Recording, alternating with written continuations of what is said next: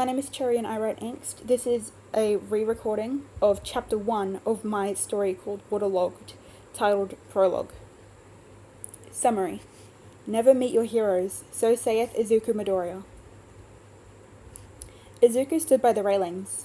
His idol, All Might, had abandoned him on top of a very tall office complex, with little to no regard for the consequences.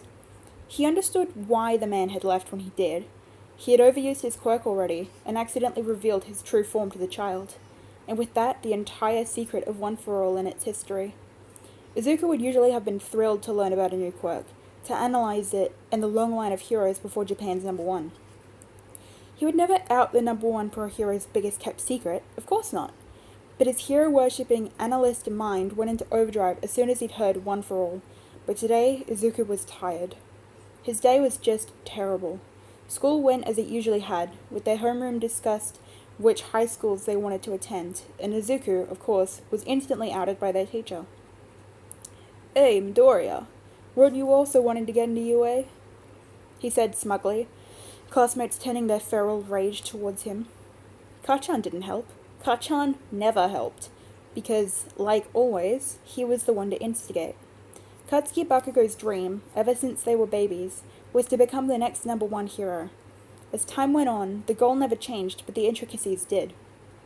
Before they had their quirks, Kachan wanted Izuku, his best friend at the time, to work alongside him as his sidekick, to help found their own agency, to inspire the next generation and become incredible heroes.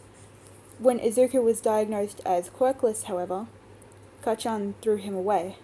He wanted nothing to do with him. All he could be seen as was weak and worthless, a useless Deku. Kachan started calling him that, and soon everyone followed.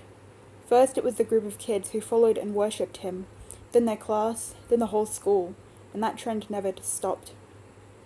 Getting to Aldera was the worst, because 3 years in a school where quirk restraint wasn't a thing and their no bullying policy was complete bullshit, Izuku had next to no hope.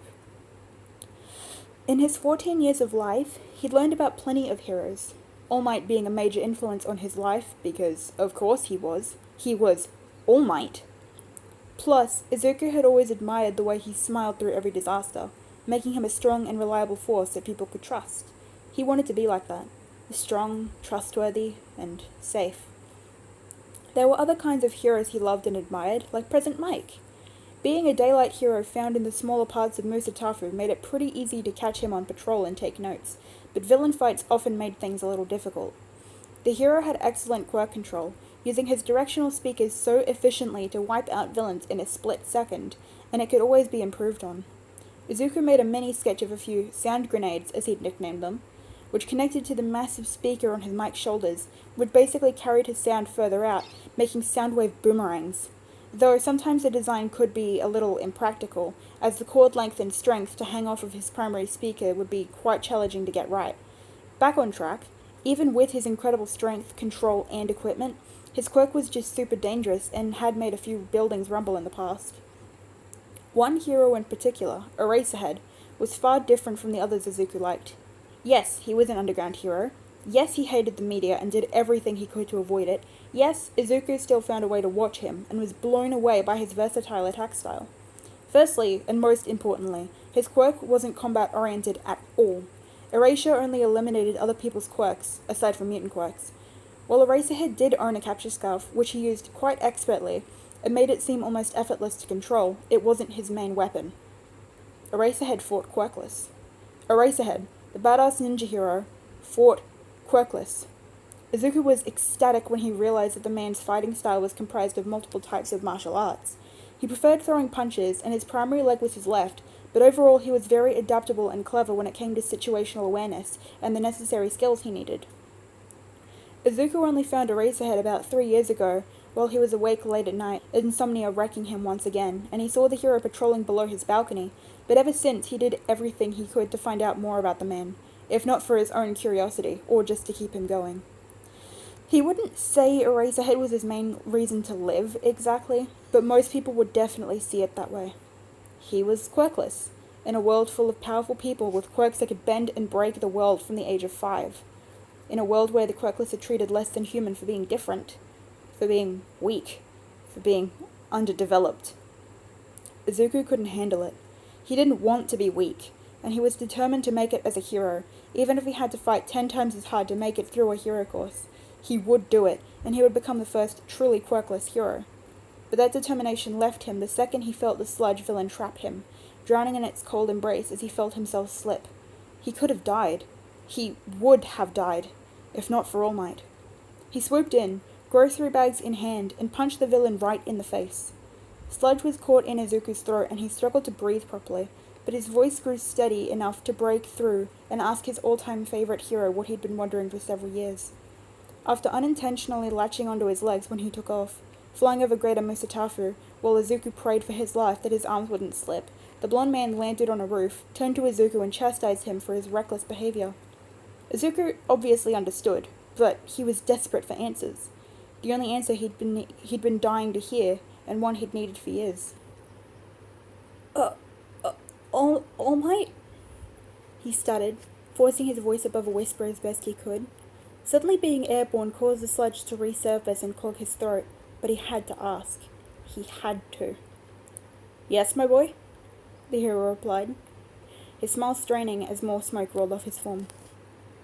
Is it possible that I could become a hero? Even if I'm... Izuku was so close, he just had to force it out. One more word, and he'd be... Quirkless? All Might froze, then his body disappeared into the thick smoke. All Might had said that even if he could get injured the way he had, even with his incredible quirk, then a quirkless kid wouldn't stand a chance. Izuku's heart shattered as his hero crushed his dreams so casually, so brutally, and all with that damned smile on his face.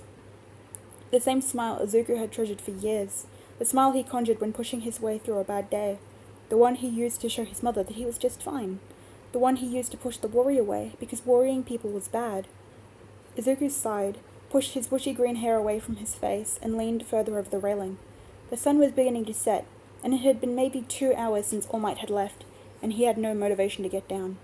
He glared at the sun as if it had personally offended him, sighed again and ran through his options.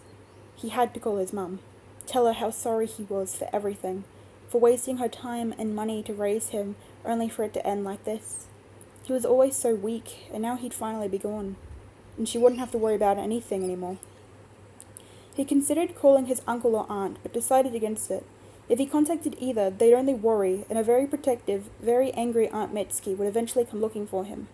Besides, he thought, his mum would tell them anyway.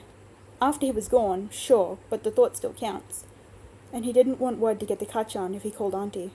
If Kachan found out what he was doing, where he was... Suddenly, an image appeared in his head. Eraserhead. He wasn't sure why, but after a second it clicked. Underground heroes were the ones more likely to discover quirkless suicides. They took care of all kinds of filth the daylight heroes couldn't find, or refused to. He frowned at the thought. One of his favorite heroes would find him, and his first impression would be, shit, another one. Another kid. Izuku didn't notice he'd started crying until a sudden breeze blew over his tear tracks, making his cheeks cold. He openly sobbed, though quietly after years of training. His knees buckled, and he grasped onto the railing like a lifeline, which it kind of was. Was he really doing this? Was he going to fall, after all of this? He cried atop the building for hours, until the sun went down entirely, and the city was bathed in moonlight. It was a shame how pretty the stars were, like the sky was mocking him, showering the world in its beauty as a way to celebrate the death of Izuku Midoriya, finally. He couldn't breathe. He felt sick. Sick with himself for thinking the way he did, sick of his life and the people in it who taught him by example to think and feel this way, sick of All Might and the so-called heroes who would go out of their way to crush a child's dream just to save time, to save themselves, without a second thought to consider if they'd been too harsh, without the decency to take Izuku off the fucking roof where he seriously considered his own death. Pathetic. He was pathetic. Everything was pathetic. He wiped his eyes with the burnt sleeves of his uniform, slipped out of his shoes and tied the strings together, hanging them on the side of the railing, then paused. He grabbed his notebook, of course the one that Kachan threw into the koi pond after almost blowing it up, and landed on the exact page All Might had signed. How ironic. He shook his head and wrote a short note on the page opposite the signature. If you see this, tell Eraserhead I'm sorry. Izuku hissed at himself, feeling stupid for riding it, but placed it by his bag anyway and swung over the railings, his body completely unprotected. He turned his head to look behind him, vaguely registering a few buildings in the distance, maybe a person or two on a nearby balcony, then turned to the city below. He stared at his feet, stared at the street lamps, and then stared at nothing. He closed his eyes and let go. And that's the end of Chapter 1. Hopefully you liked that. Chapter 2 will be next. Let me know what you thought, and I'll see you next time.